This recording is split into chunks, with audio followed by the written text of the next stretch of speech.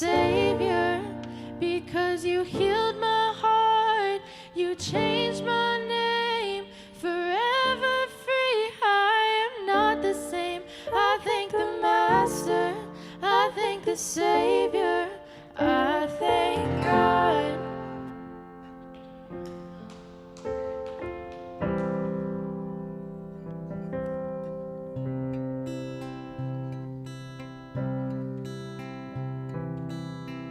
The wages of my sin was death. You knew I couldn't pay the debt. You paid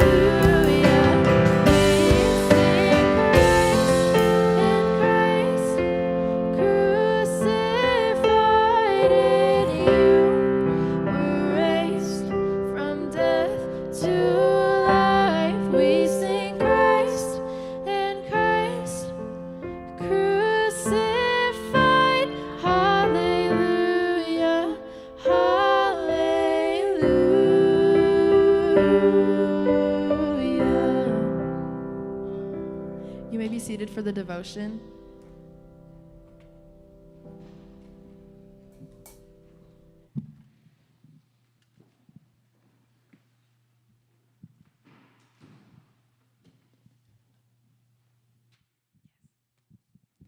Good morning, everyone. You know, it's 4 weeks away from Easter, so we're getting to that special time of year.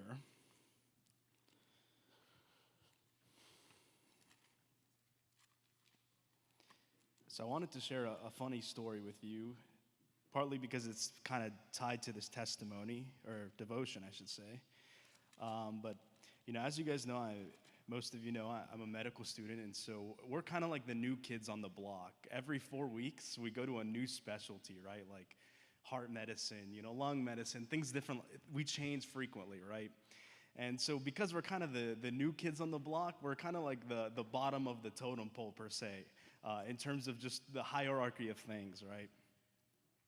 So here I was in this suite, where in the catheter lab, and I'm there watching, you know, brain vessels being imaged, like blood vessels, and in between procedures, I skipped breakfast that morning, and in the communal room, I see this big jar of colorful peanut M&Ms, you know, and I'm not a huge M&M guy, but the peanut M&Ms are really good. So I opened the jar and I grabbed a few of them. And as I was grabbing them, I get bumped on the shoulder, and then one of the technicians tells me, he's like, pour it into a cup. We don't know where your hands have been. And I understand, you know, sanitation and cleanliness are, ever since COVID, we're super hyper aware. But I thought, you know, come on, you know, be a little bit nicer in the delivery there. Regardless, I continue on, and then during lunch, I go and sit somewhere. But it was like kind of busy where I was sitting, so I said, let me move, right? And so I take a seat, but it turns out the seat I had just taken was the seat of the technician who bumped me earlier. So as I sit down, she comes to me again. She's like, was my food there not enough for you to think that I was sitting there? And I said, I'm sorry, I didn't know this was your seat. And then she goes, I saw you sitting over there. Why did you move? And I said, you know what, man, I'm really sorry. I can get up and go back. But in my mind, I was like, man, I want to tell this lady a piece of my mind. I don't know what's her deal this morning. I don't know if I stole her parking spot on the way to work or whatever. But regardless, I let it go. And so I thought, you know, I was a little frustrated. I was like, you know, I understand I'm kind of the new guy here, but, you know, I think a little common courtesy goes a long way. Then in my reading, I read from John 18, and Jesus gets betrayed in the Garden of Gethsemane, and then he's taken to a series of court trials, right? And the first one, John tells us, he goes to the father-in-law of the high priest, so Annas. So if we can go, John 18, verse 12. It says, then the detachment of troops and the captain and the officers of the Jews arrested Jesus and bound him. And they led him away to Annas first, for he was the father-in-law of Caiaphas, who was high priest that year. Now it was Caiaphas who advised the Jews that it was expedient that one man should die for the people. So when it comes to high priesthood, they come from the Levites, from the tribe of the Levites, and they come from the priesthood of Aaron, right? But it's sort of a hereditary thing. So the fact that his father-in-law, it should have been his father, and it's a lifelong position. So already something is weird here. But there's a lot of things that were weird in Jerusalem that day and age. Now, if we skip sort of, Peter will deny Jesus in verses 15 through 18, but I wanted to go to 19. The high priest then asked Jesus about his disciples and his doctrine. And Jesus answered him and said, I spoke openly to the world. I always taught in synagogues and in the temple where the Jews always meet, and in secret I have said nothing. Why do you ask me? Ask those who have heard me what I said to them. Indeed, they know what I said. And when he had said these things, one of the officers who stood by struck Jesus with the palm of his hand, saying, do you answer the high priest like that? Wow. If we put this into perspective, what just happened here? First of all, what kind of court is this where you're getting hit before you're even convicted of a crime, right? You just barely got accused of something, right? Nonetheless, he slaps Jesus and says, how do you respond to the high priest? Well, Hebrews tells us, one, who is the great high priest? It's Jesus, right? But not only that, he struck the creator of the universe, right? The God that put the stars and the sun and the moon in the sky, and he put the planet into orbit, and so much more complexity, right? 3 billion DNA base pair, 3 DNA base pairs that make up our genome, right? How complex did our God create mankind? And this is the guy you're striking. And nonetheless, but Jesus came to save these people who struck him in the face. Let's go to Matthew 26. And verse 57, Jesus faces the Sanhedrin. Now, the Sanhedrin were a meeting, an assembly group of people, about 70 people, including the high priest, so Caiaphas, right? And this stems from Numbers, where Moses was getting overwhelmed with the tasks of the people, that God says appoint 70 elders that can sort of handle people's daily disputes, right? And so this stems from that. And so the Sanhedrins are made up of Sadducees, Pharisees, and the high priest. So Sadducees are more of the political, diplomatic people, kind of wealthier. Pharisees are more the people that are involved in religious laws and things like that, like the Sabbath and tithing and things of that sort. And then there's the high priest. And so Jesus went from, his first trial was with Annas, the father-in-law of Caiaphas, and then he went to Caiaphas.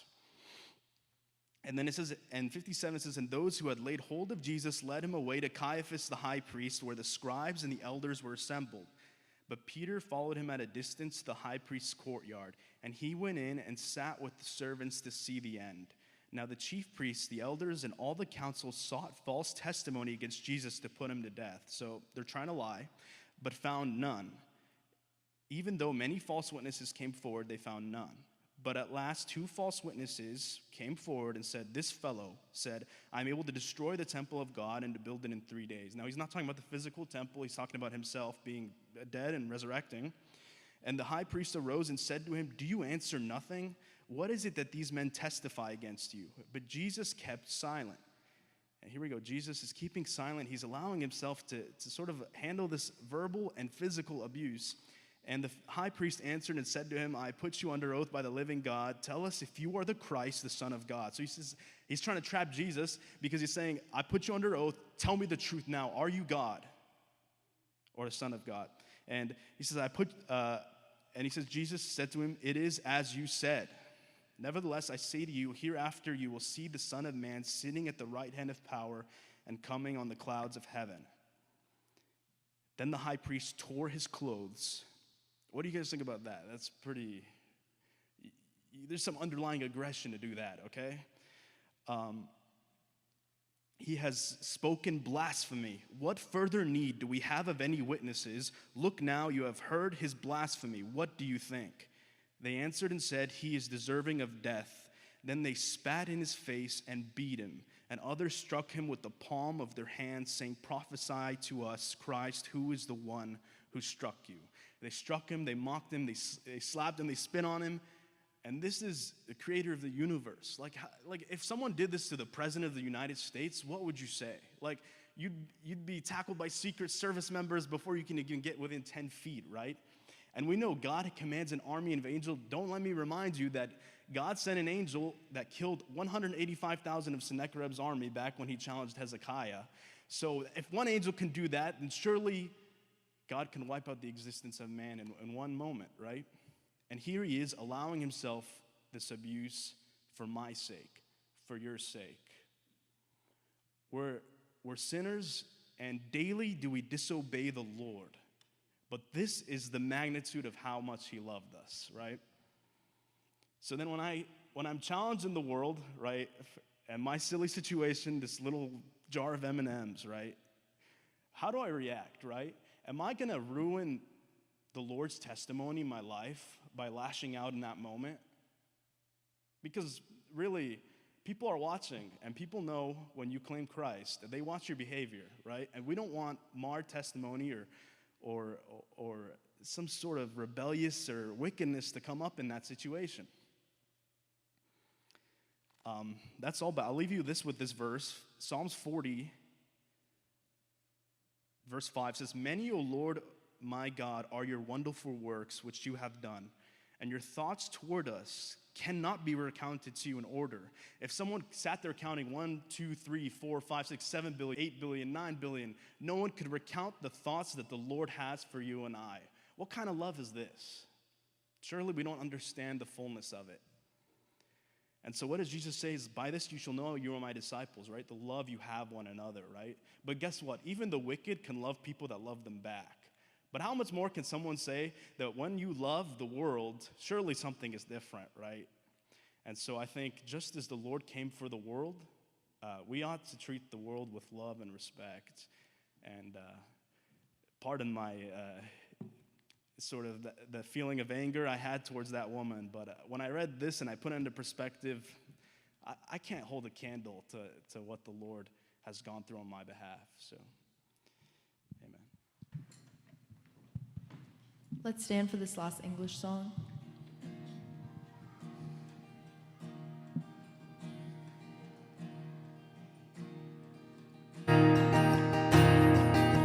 Oh, I've heard 1,000 stories of what they think you're like, but I've heard the tender whisper of love in the dead of night, and they tell me that you're pleased and that I'm never alone. You're a good, good Father. It's who you are. It's who you are. It's who you are, and I'm loved by you. It's who I am. It's who I am. It's who I am. Oh, I've seen many searching for answers far and wide, but I know we're all searching for answers. Only you provide, 'cause you know just what we need before we say a word. You're a good, good Father. It's who you are. It's who you are. And I'm loved by you. It's who I am. It's who I am.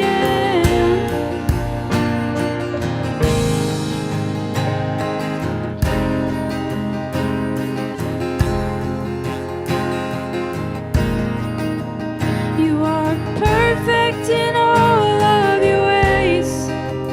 You are perfect in all of your ways.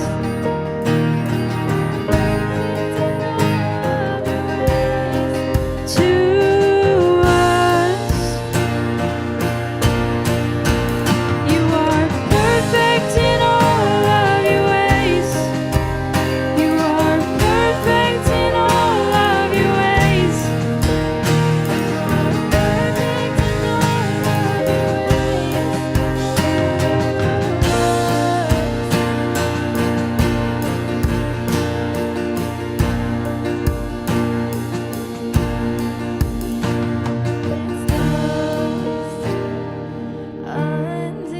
Undeniable, I can hardly speak. Peace so unexplainable, I can hardly deeper still as you grow me, deeper still as you grow me, deeper still.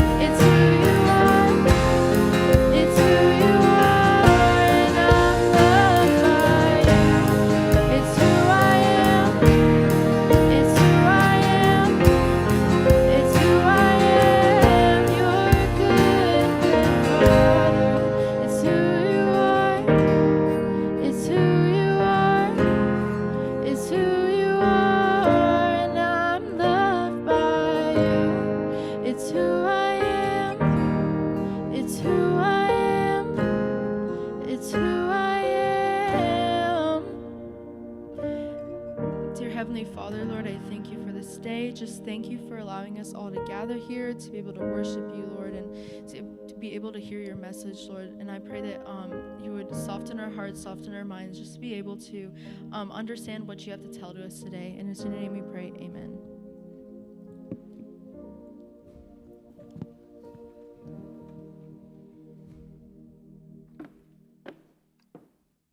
Good morning.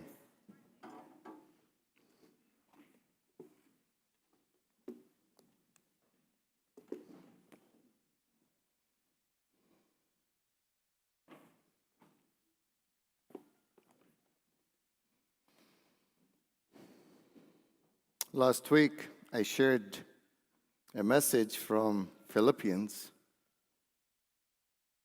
4, but today we go back to Mark, the Gospel of Mark. In the Gospel of Mark, chapter 12, the tension in Jerusalem is rising. In our text, from verses 13 through 17, is the first in a series of attacks launched by the enemy of the Lord Jesus Christ. The religious leaders are no longer simply irritated with Jesus. They want him eliminated. In Mark 11:14,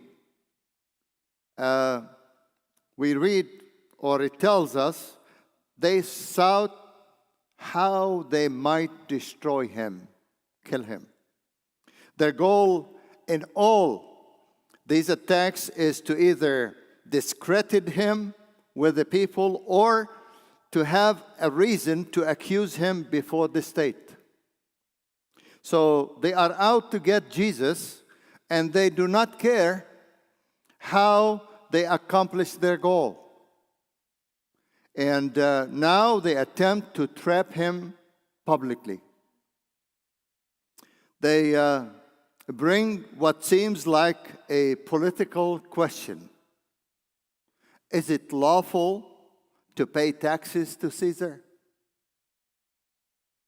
But beneath that question lies a deeper one that today we would answer. Who owns you? Who owns you? Jesus' answer does more than just solve a political dilemma. It reveals a spiritual reality that says, render to Caesar the things that are Caesar's, and to God the things that are God's. The teaching found in this text goes right into the heart of who you are and of who we serve. Right to the heart. The Lord has something to say to his people and to those who do not know him. To both. God wants you to know that he has a claim on your life. He wants you to know that you have an obligation to serve him. He wants you to know who you belong to. Who you belong to. Today, Jesus asks the same questions, and which is a question of ownership. So let's go to the text and read from verses 13, from Mark 12, verses 13 through the beginning of 15. Then they sent to him some of the Pharisees and the Herodians to catch him in his words. When they had come, they said to him, Teacher, we know that you are true and care about no one, for you do not regard the person of man, but teach the way of God in truth. Is it lawful to pay taxes to Caesar or not? Shall we pay or shall we not pay? You see, in their attack, the attack of the Jews on Jesus, we see two kind of people, okay? And we call them the conspirators or the plotters.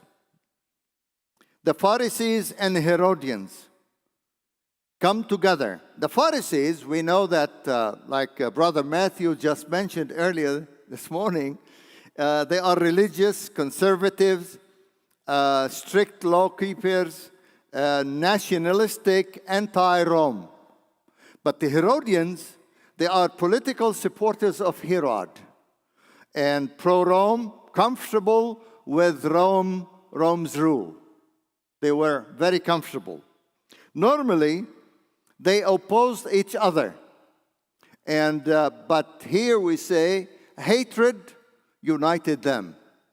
There are two forces powerful enough to unite people: love and hatred.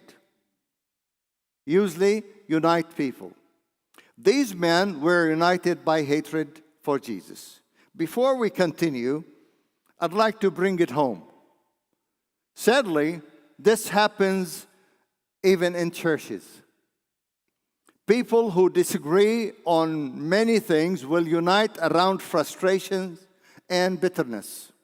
Instead of being united by love, they are united by hatred and criticism. Jesus said in the Gospel of John, chapter 13 and verse 35, that love would identify his disciples. And in 1 Corinthians chapter 13, remind us, love keeps no record of wrongs. So if we bear Christ's image, we should be united by love, not by conspiracy or hatred and plots. Now, what was their scheme or conspiracy? They came, the scripture says, to catch him in his words. The word means to hunt like prey. It's very evident in the Arabic scripture. It says they came to hunt him. And their plan was simple. You see, if Jesus says, don't pay taxes, then Rome arrests him. And if Jesus says, pay taxes, the people reject him. Okay? They thought they had created the perfect trap or conspiracy. And let's bring it home. And this still happens today. Some people don't ask questions to learn. They ask questions to trap. And that's not the way of love, especially in the church or anywhere else, actually. Love doesn't keep an inventory of faults, but a critical spirit does. Real love does not remember injury, does not believe all it hears about another, does not look for fault in others. If this attitude were practiced in the church, it would solve about 90% of any church's trouble. The problem with the Pharisees and the Herodians was that they were lost men who operated in the power of the flesh.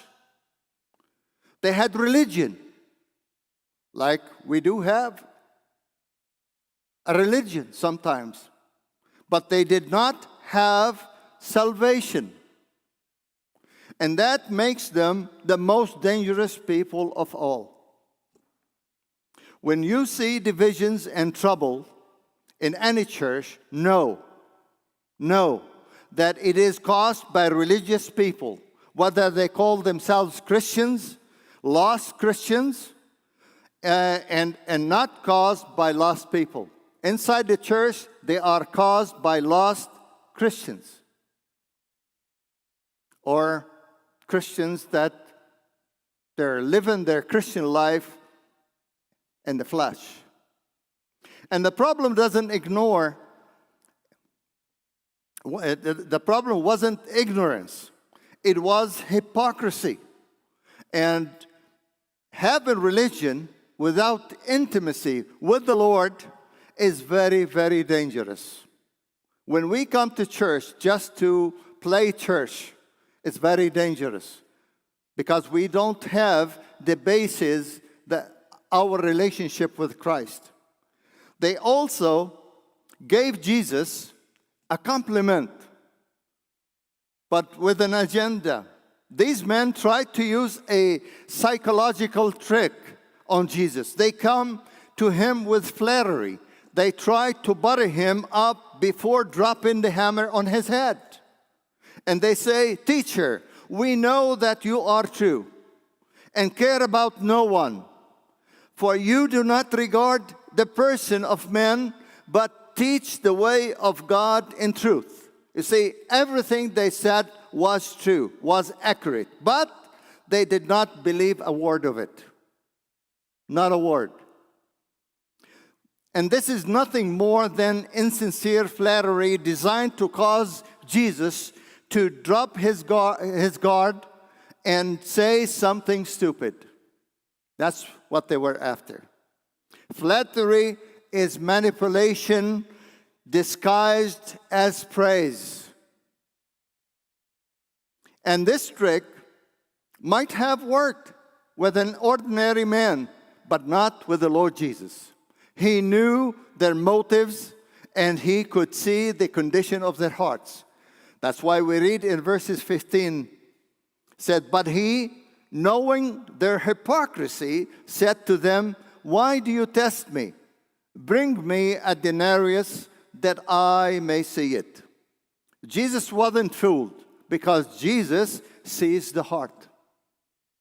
He's not fooled by actions or outward appearance. He sees the heart directly. Now, you see, we see that they gave him a challenge. In verse 14, it says, "Is it lawful to pay taxes to Caesar or not? Shall we pay or shall we not pay?" And they ask about, you see, the Roman poll tax. A denarius, which is a day's wage at that time. They were supposed to pay that tax to the Roman Empire. And the coin, the denarius, bore the image of Tiberius Caesar. And the inscriptions on the other side claiming he was a divine and high priest. You see, to the Pharisees, this was very offensive. To them, you see, the Pharisees believed that religion was superior to the state. And the Pharisees hated the tax because they detested Rome's rule. For the Pharisees, paying taxes to a secular government was a violation against God's rights. And they recoiled against it, against using a coin that bore a graven image of the emperor. That's why the tax was inside the temple, was through the Jewish coin or the temple's money. On the other hand, the Herodians, for the Herodians, it was very practical. They were pro-Rome. The Herodians believed that the state was superior to religion. The Herodians probably did not mind paying the tax because they liked all the benefits they received from Rome. They liked it. But both groups cared more about winning than the truth. They come to Jesus to ask him of paying this tax. Is it lawful or allowed by God? They were trying to force Jesus into a corner. And they believed there were only two possible answers. That's what they believed. Yes or no, God or Rome or Caesar. They were wrong. They were wrong. And we will see. But I want to bring it to home a little bit. Watch out for people that who come to you asking questions about your beliefs. Some may be sincere and may be seeking the truth. They want the truth. And most, however, have seen something in you that they disagree with, especially in this society, in this culture that we live in. They are not coming for information, but for confrontation. So be careful of these people. Try to learn their motive behind their questions or inquiries. And if their intention is not sincere, so you don't have to say anything to them. Nothing. Before you answer, please try to discern their motive to see why they're asking that question. And Jesus said in Matthew 7 and verse 6, "Do not give what is holy to the dogs, nor cast your pearls before swine, lest they trample them under their feet and turn and tear you in pieces." And this is what's happening right now to Christians. In the second part of our text, we see the Lord's answer or response. Starting at verse 15, "But he, knowing their hypocrisy, said to them, 'Why do you test me? Bring me a denarius that I may see it.' So they brought it and said to them, and he said to them, 'Whose image and inscription is this?' They said to him, 'Caesar's.' And Jesus answered and said to them, 'Render to Caesar the things that are Caesar's, and to God the things that are God's.' And they marveled at him." You see, that Jesus knew their hypocrisy. Jesus knew their hearts. Jesus knew they were nothing but hypocrites. He knew that they had no respect for him or for his ministry. Not whatsoever. In fact, Jesus knew that they hated him and wanted him dead. Knowing their intentions, he confronts them publicly. He says, "Why do you test me?" He took it right away as a test. In other words, the question is, if you really believe all the things you just said, why do you feel like you have to put me to the test? You remember the flattery that they used with him? Jesus sees beyond words. He sees beyond motives. He sees deep in the heart. And a question that faces, do you know that he knows your heart as well? He knows every heart of ours. In Hebrew 4:13 remind us that there is no creature hidden from his sight, but all things are naked and open to the eyes of him to whom he must give account. So Jesus knows if you are saved. He knows if you are just playing church. He knows if you are just playing a part, so others will think well of you. He knows where you truly stand with God. He knows every one of us. He knows the heart. We may fool people, but we will never fool Christ.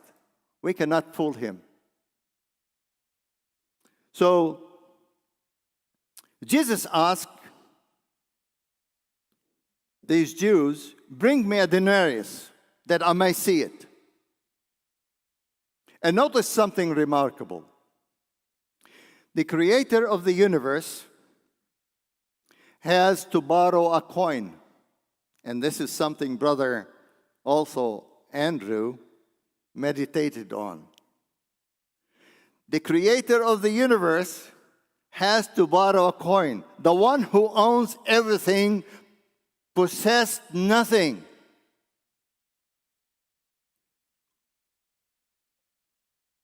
In 2 Corinthians chapter 8, verse 9, we read these words. Though he was rich, yet for your sakes he became poor. And he asked them, whose image is on you? He's asking us the same question. Whose image is on you? They answered, Caesar, because he's asking about the coin. And the coin bears Caesar's image. Therefore, it belongs to Caesar. Simple answer and brilliant answer. Okay? Jesus answers their question, but not in the way they expected and they wanted. He said, render to Caesar the things that are Caesar's. People then enjoyed benefits by being in the Roman Empire or under the Roman rule. They enjoyed peace, protection, benefits, safe travel, good roads. All roads lead to Rome. And we still have in the Middle East many roads, still the Roman roads. It hasn't been changed. But all of that cost money. So Rome taxed the people. So how do we apply it? The same is true today.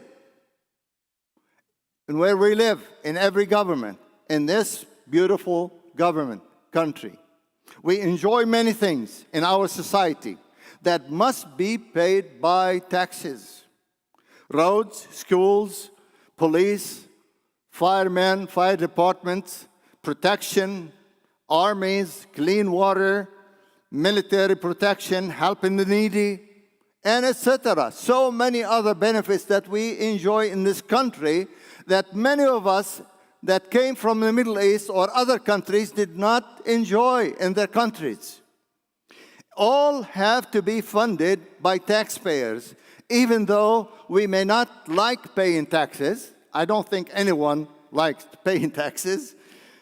Or the way government spends it sometimes, spends our dollars, but we are commanded to do so by the Word of God. We are commanded to do so by the Word of God. The Word of God teaches us to respect and obey the authority of the governed. Go read Romans 13. There are 4 views of authority. When it comes to the Christian and government, there are 4 basic attitudes. Hear me out, please, because you may be in one of them. The first attitude or view, God alone is our authority. And usually these people withdraw from society. It's like monks. They go to the mountains and live there or in the woods. They don't pay taxes. They don't want to be under the rules of any government. They say God alone or whatever entity, divine entity they follow, they say, He is my authority. And then the second view says, the state alone is our authority. And this is secularism, it's called. The state is the sole authority in a person's life. And this is the most dangerous one of the 4. The most dangerous. The third one says, God and the states are both authorities. But the state is dominant. The state is dominant. State above God.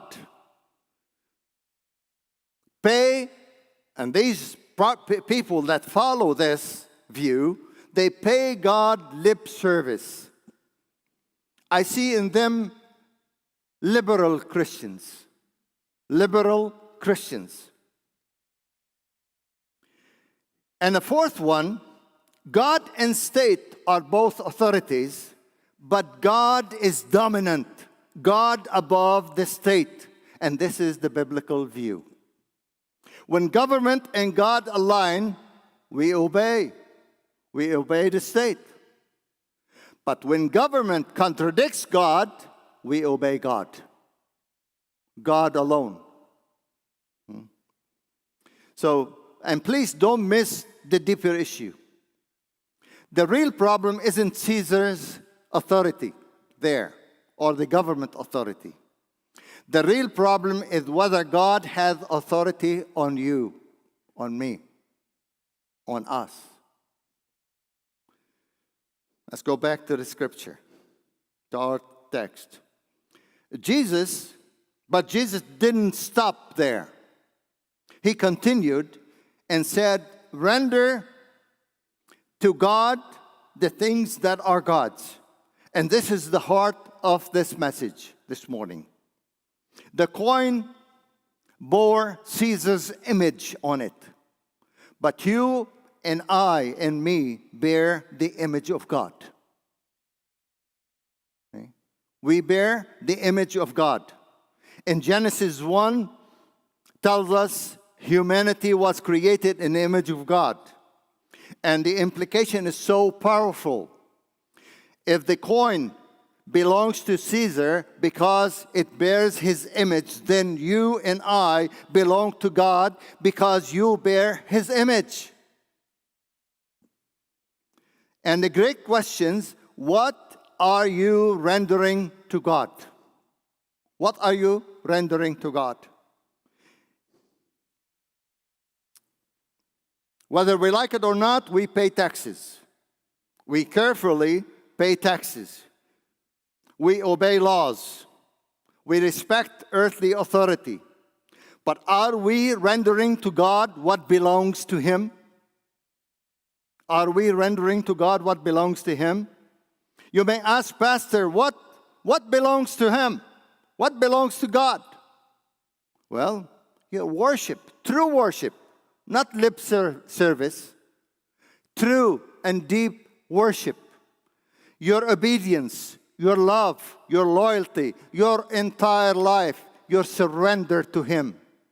That's what belongs to Him. Even if you are not saved, God owns you by creation. God owns everyone by creation. But if you are saved, He owns you by creation and redemption.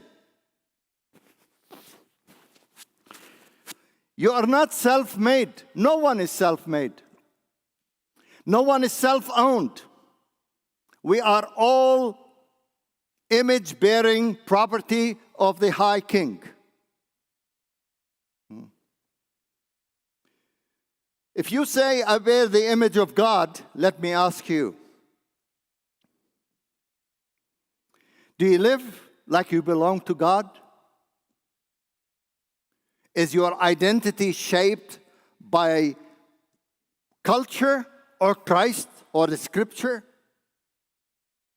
Do you surrender your will to Him daily, every morning? The coin reflected Caesar's likeness. And your life should respect your master, the master above. If someone examined your speech, your priorities, your time, your finances, and relationships, whose image would they see? Whose image would they see? Let me conclude with these words. The text says, at the end, they marveled. They wondered about His answer, but walked away. They were impressed, but unchanged. Nothing changed inside. They were impressed. So I urge you, don't leave today just impressed. When you read the Word of God, when you read Scripture, don't just get impressed. The Word of God is intended to change our hearts.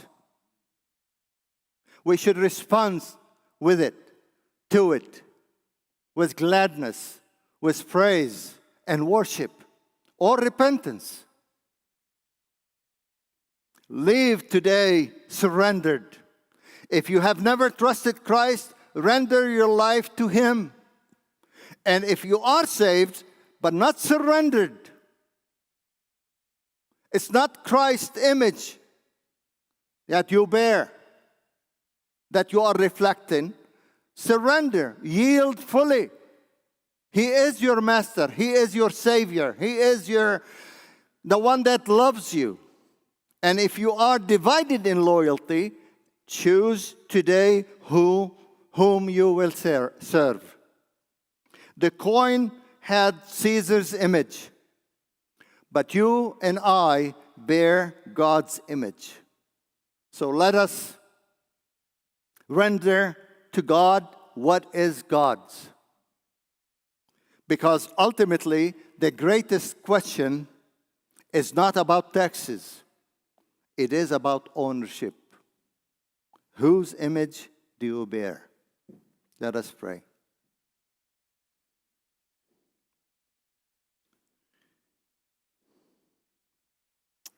Thank you, Father, because of your love. Your Son, Jesus, humbled himself and left heaven, left glory to be a man like us. But not to be a man only, but to die on a cross so we would be able to become your children.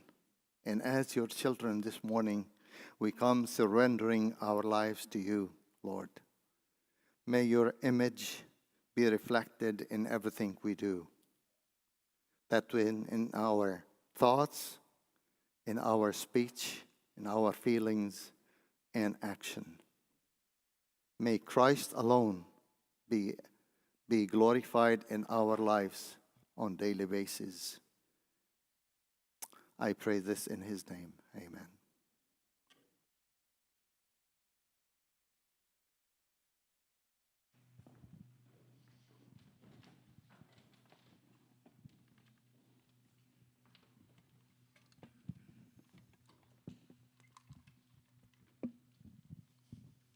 Let's stand as we end English worship.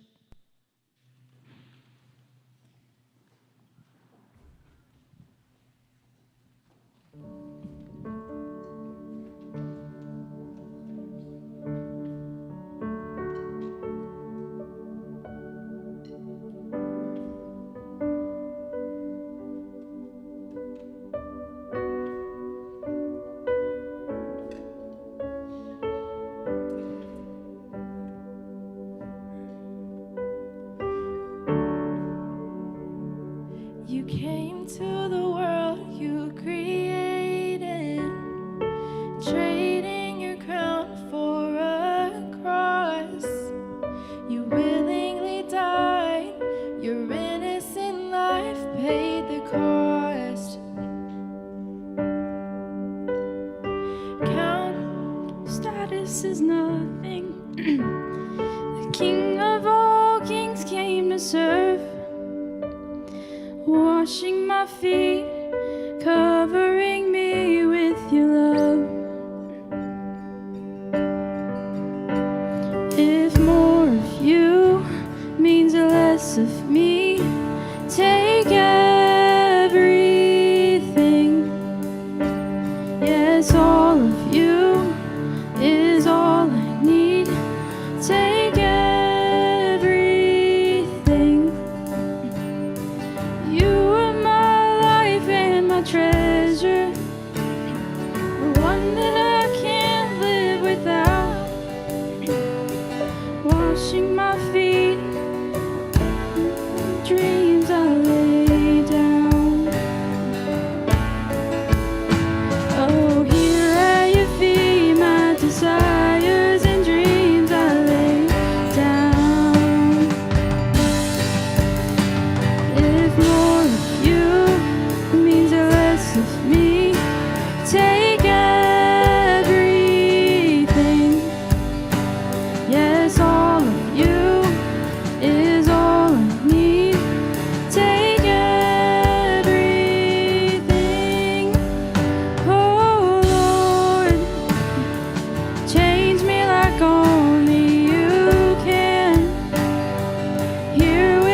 my heart in your hands. So Father, I pray, make me more like Jesus. This world is dying to know who you are. You've shown us the way to your heart. Make me more like Jesus, more like Jesus. I pray, more like Jesus, Lord. If more of you means less of me, take everything. Yes, all of you is all I need. Take everything. Oh Lord, change me like only you can. Here with my heart in your hands. So Father, I pray, make me more like Jesus. This world is dying to know who you are. You've shown us the way to your heart. So Father, I pray, make me more like Jesus. Dear Heavenly Father, Lord, I thank you for this day, Lord. I pray that as we leave today, we take your message today and we apply it to our lives, Lord, and that we remember to live for you not only today, but for the rest of for every day, for the rest of our lives, Lord. As we should strive to be more like you, Jesus. And I thank you for everything that you've done for us, and it's in your name we pray. Amen.